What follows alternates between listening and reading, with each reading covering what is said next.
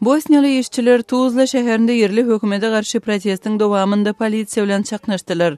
Döwletiň eýçiligindäki maşyn gurallaryny gurunja zawodyň işgärleri 6 aýyň dowamında özlerine kada laýyk aýlyk tölenmänligini aýdýarlar. Olar özlerine aýlyk tölemek we täze şertname hödürlemek üçin yerli häkimetlere 4-nji iýuna çenli wagt berdiler.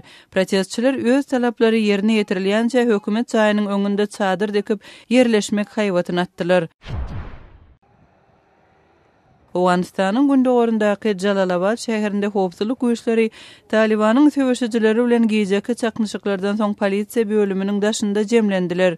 Resmiler jandan geçen ulagly hüjümçiniň polisiýa bölüminiň derwezetini ýumuranlygyny ýa-ni söwüşçileriň hüjüme başlanlygyny aýtdylar.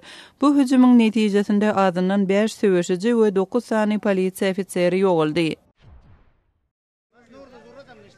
Pakistanyň Demirgazyk günbataryndaky Khyber Pakhtunkhwa vilayetinde aýallar özlerine yerli saýlawlarda ses bermäge ruhsat berilmän soň ýoly böwütlediler. 31-nji maýda akşam bolan bu çykyş saýlawlaryň ertesi boldy.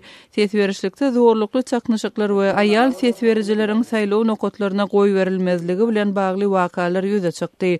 30-njy maýda aýallaryň ses berişligi goý berilmezligi sebäpli ýüze çykan çaknyşyklaryň netijesinde ençe adam keselhana düşdi.